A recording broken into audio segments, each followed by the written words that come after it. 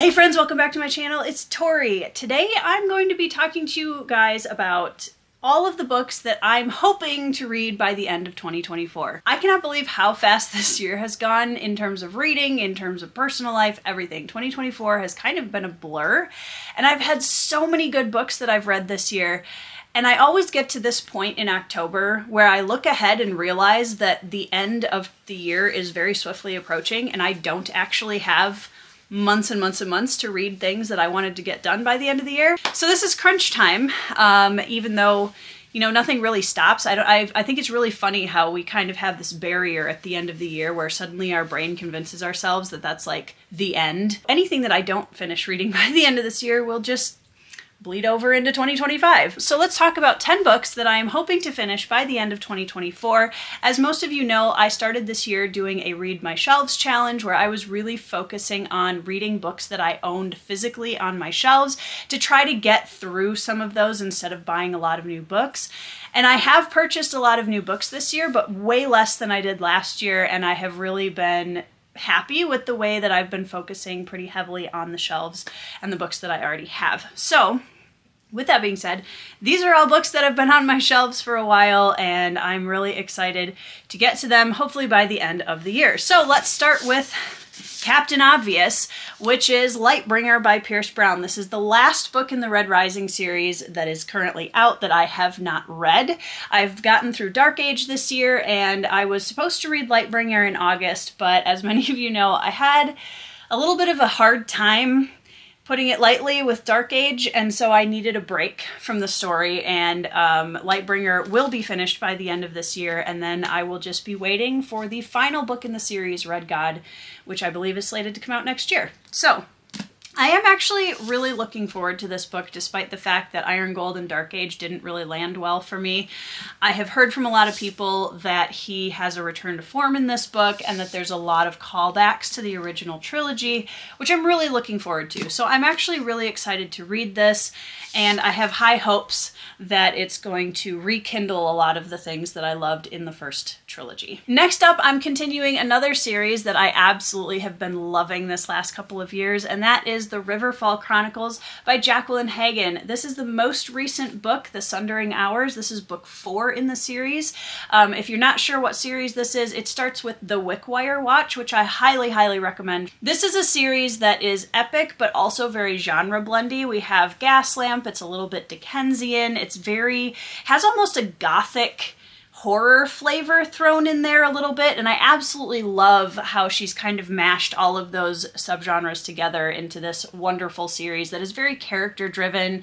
I love it. It's very found family, very kind of Artful Dodger-esque protagonist. And I love this series. Every time I read a new book of hers, it feels like coming home to these characters that I love so much. And I'm really excited to read book 4 because I've been hearing a lot of good feedback on it from other people that love the series, and I'm really looking forward to being caught up and waiting for book 5. Next up is going to be a super easy read, and that is Harry Potter and the Chamber of Secrets. This is book 2, obviously, in the Harry Potter series.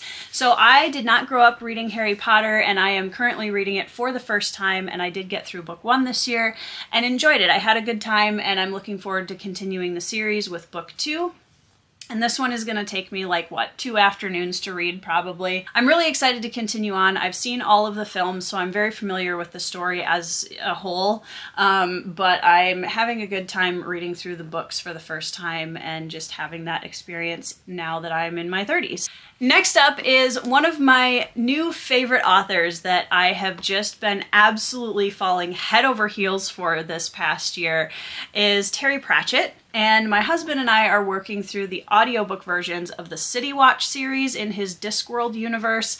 I love this series, you guys. I love the characters. I love the setting. Terry Pratchett's humor is so good. It's so intelligent. I grew up listening to and loving British humor, so a lot of his humor style in the story really lands well for me, and I cannot recommend these books highly enough if you've been hesitant to start Discworld, because I know humor and fantasy sometimes can be a bit hit or miss, and it is for me too, but this is humor from somebody who really knows what they're doing, and it is so incredibly wonderful. The audiobooks for this series, narrated primarily by John Culshaw, cannot recommend highly enough, you guys. I'm not an audiobook person typically, and these audiobooks have completely made me into a believer, and I love them. So I highly recommend that as a way to start with this series. If you like audiobooks, definitely give those a listen. But my husband and I are on book 4, Jingo, and we will be finishing this by the end of the year. I don't know if we'll get through another book of the series by the end of 2024, but you never know. But we'll be finishing Jingo for sure. Next up is my very slow glacial crawling pace through my reread of Malazan Book of the Fallen. I did get a little chunk of the way through Dead House Gates, which, as I've mentioned many times on this channel, is one of my favorite fantasy books of all time. Book 2 in the Malazan Book of the Fallen by Steven Erikson. And I do intend on finishing this by the end of the year because I do really want to focus on continuing the series and moving on with Midnight Tides, Book 5, in 2024, because I've only read officially up to the end of Book 4. So really looking forward to completing my reread next year and continuing on and finally getting to the end of the Malazan Book of the Fallen, which has been one of my favorite series for ages, and I still haven't finished it. So, Dead House Gates is definitely one that I will be finishing by the end of the year, and I'm actually at a point where I'm really looking forward to diving back into this. I love the story so much, the tragedy, the heroism, the world building, everything. I love this book so much. So I'm really looking forward to finishing the reread and seeing how it lands as a second time through after 10 years between the first read and now. Next up, I'm going to be continuing my journey through the Books of Babel by Josiah Bancroft. This is a series that my husband really, really loved this year, and I read Senlin Ascends this past month, and I have already begun my way through Arm of the Sphinx, Book 2, which, from everything I've heard, I think I'm actually going to enjoy Book 2 even more than I enjoyed Book 1, and I'm really excited because I think we're getting more into the motley crew aspect of the story, and the characters are really kind of taking more center stage here. I'm really looking forward to this, and I am trying really hard to continue series. I feel like one of the things that BookTube has changed for me as a reader is my motivation to continue series, and that's another thing I really want to focus on going into 2025, is really making sure that I am continuing series that I've started and closing out some of those, because otherwise it just feels like there's 101 series looming over my shoulder because I haven't finished them yet, and I am very much looking forward to finishing the Books of Babel in the next couple of months and having all of the books under my belt. All right, the last 4 on my list of 10 are not fantasy books, and these are all books that I have had on my TBR for a while. These are books that I mentioned, I think some of them at the beginning of the year, as books that I wanted to read in 2024. The first book in this stack is Lord of the Flies by William Golding. This is a classic that I have not read yet, and it's been one on my TBR for absolute ages. It's not very long, so I think this will be a good one that I can kind of slip in between some of these chunkier reads up to the end of the year, which is something that I'm trying really hard to focus on, giving myself a little bit of variety, so I have some shorter books, some longer books, finishing some series, etc. And obviously this is a standalone, which is always nice. So this is one that I'm definitely hoping to finish by the end of the year, and I don't think it's going to take me very long to read. And then I can cross that one off of my classics bucket list. Another classic that I'm hoping to finish by the end of the year is actually a book that I was planning to read a lot earlier than this, and that is Northanger Abbey by Jane Austen. This is a very funny book where Jane Austen is almost kind of poking fun at the styles of stories that she writes later on in her career, and it's a little satirical. It has her classic wit. I got through a few pages of it and then never finished, even though I was really enjoying the book. And again, as you can see, this is not a very long book, and I'm really looking forward to finishing this and being able to chat about it with some of my other friends on BookTube who are also classics fans.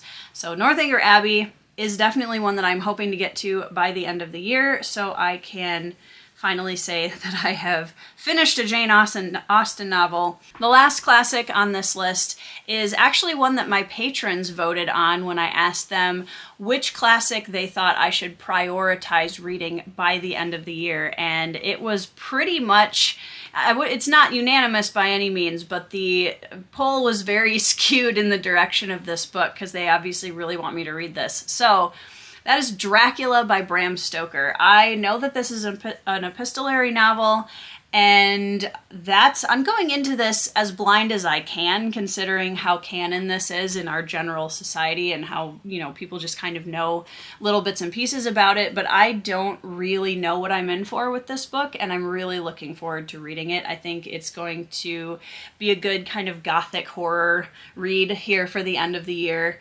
And I'm actually really kind of excited about the epistolary format. I don't get a chance to read a lot of books in that style, and I do have a couple books that I love that are epistolary, so I think this is going to be a lot of fun, and I will be prioritizing reading this by the end of the year. Last but not least, I feel like I have woefully unappreciated my historical fiction shelf this year, and I feel really bad about it because I love historical fiction, and I really haven't, I think I've read like one historical fiction book this year, which is just not okay.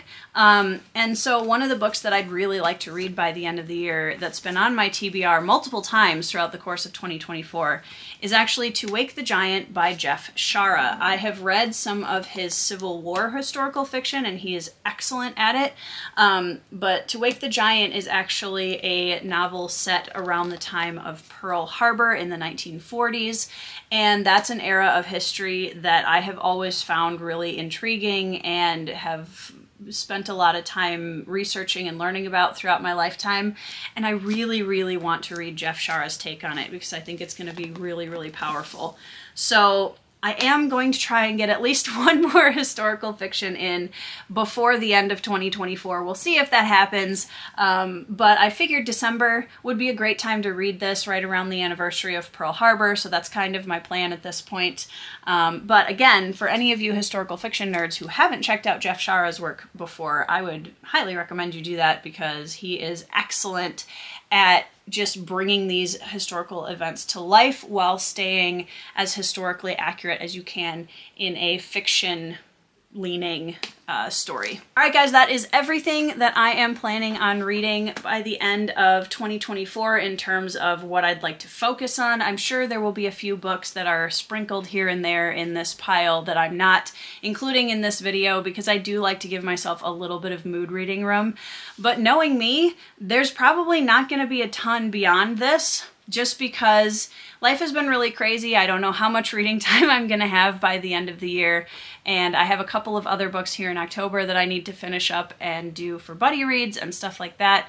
So this is just kind of my plan. We'll see how many of these I can knock off by the end of the year, but all in all, it's been a pretty good reading year considering everything, and there's been a really good variety in my reads, and I've just really been enjoying a lot of the books that I've been through here this year. And I hope you guys have too. I would love to know down in the comments if there are any books that you'd really like to prioritize reading by the end of 2024, or even what you're looking forward to reading in 2025. So let me know what you're excited to read by the end of the year, and I hope whatever you're reading, they are 5-star reads. I hope you're having a great week, and I'll see you in the next video.